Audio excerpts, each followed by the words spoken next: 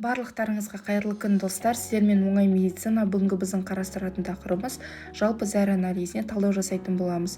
Негізі ешқандай патологиясы анықталмаған адамдарда осындай жалпы зәр анализі қалыпты көрсеткіште мөлшерде болу керек. Ал егер де осы көрсеткіштердің ішінде белгілі бір өзгерістер анықталған жағдайда, онда ол адамда патологияның барын дәлелдейді. Енді осы көрсеткіштерге жеке-жеке, яғни әр қайсысына тоқталатын боламыз. Ең біріншісі зәрдің түсі. Жалпы қалыпты жағдайда зәр сабан сары түсті болу керек. Негізі зәрдің түсі адамның қабылдаған тағамына дәрілік заттар әсер етуі мүмкін. Сонымен қатар зәрдің қою түсті болуы бұл бауыр ауруларында кездесуі мүмкін, яғни гепатит, өт тас ауруы кезінде. Осындай мен сызба нұсқа сызып қойдым, яғни зәрдің түсі қандай болады, сондай патологияның анықталатынын көз жеткізу үшін. Яғни мысалға айтатын болсақ, ет жуындысы тәрізді түс болатын болса, бұл жедел гломерулонефритке тән. Яғни бұл кезде зәр мөлдір емес, жуынды, шайынды су тәрізді болады. Және де қою жасыл түс бұл ағзаның сусыздануы кезінде, яғни құсу, диарея, ас сұйықтық қабылдаған жағдайда, және де жүрек жетіспеушілігі кезінде анықталады.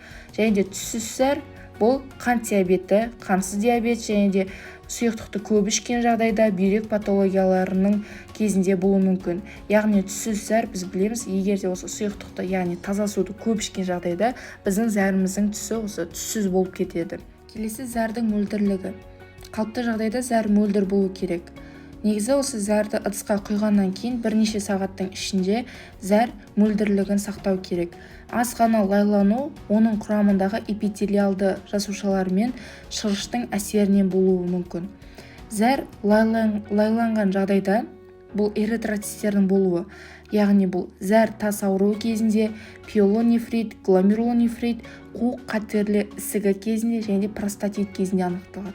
Ал лейкоциттердің болуы бұл пиелонефрит және циститтің болуын ажыратады. Енді зәрдің салыстырмалы тығыздығы. Зәрдің салыстырмалы тығыздығы ондағы еріген заттардың концентрациясына байланысты. Яғни ағзадан қаншалықты концентрленген заттар бөлінетін болса, соншалықты зәрдің салыстырмалы тығыздығы жоғары болады. Зәр тығыздығын тұздармен қатар ондағы органикалық заттар, яғни белок, қант, билирубин жоғарылатуымен қатар бактериялар, лейкоциттер, эритроциттер де тығыздығын жоғарылатуға қасиеті бар.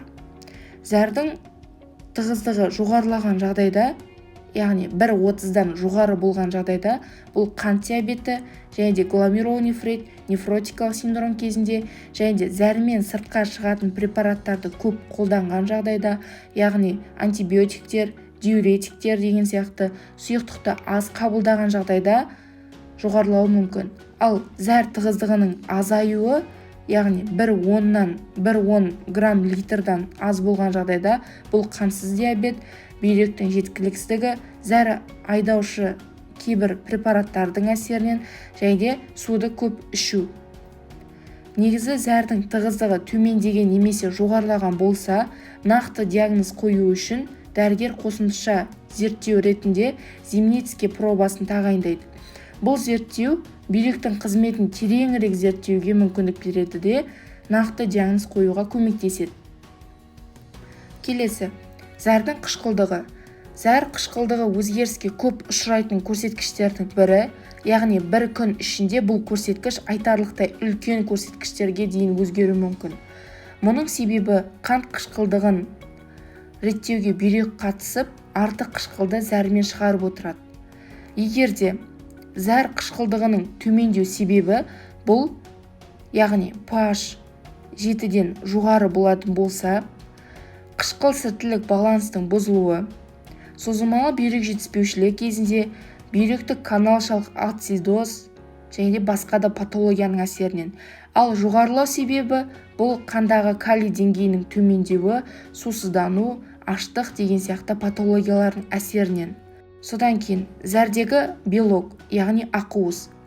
Қалыпты жағдайда зәрде белок концентрациясы 0,33 грамм литрдан аспауы керек.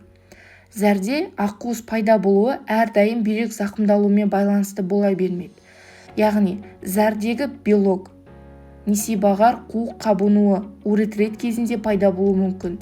Кейде белок сау адамдарда аса күшті физикалық жүктемеден кейін дамуы мүмкін. Енді келесі зәрдегі лейкоцистер.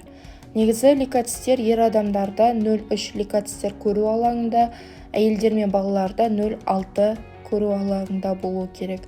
Лейкоцистер дегеніміз бұл ағзадағы қорғанышты функцияны атқаратын ақ қан түйіршіктері. Лейкоцистер токсиндерді, паразиттерді, вирустарды және бактерияларды жоюға қатысады.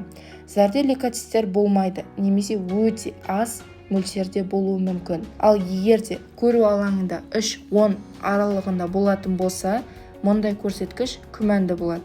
Ал егерде 10-нан артық болатын болса, онда ол патологияның барын білдіреді.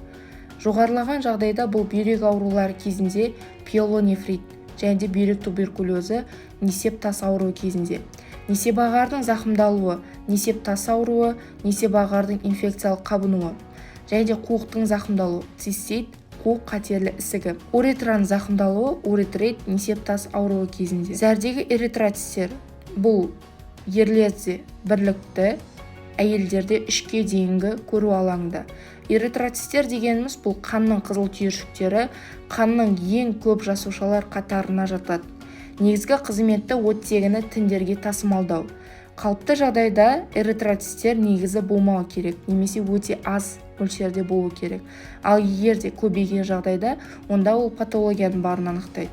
Бұл жедел гломерулонефрит, нефротикалық синдром, бүйрек инфарктісі, несеп тас ауруы және де көптеген қатерлі ісіктердің нәтижесінде болады. Зәрде қалыпты жағдайда бактериялар анықталмайды, яғни зәрде ешқандай бактерия болмайды.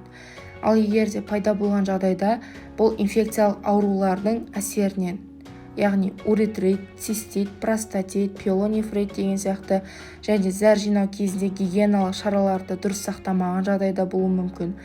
Және де бұл жерде енді зәрде бактериялар зәр шығару жолдарында болатын болса, сонымен қатар бұл жерде лейкоцистер және қабыну белгілерін көрініс табады деген тұжырымға келуге болады.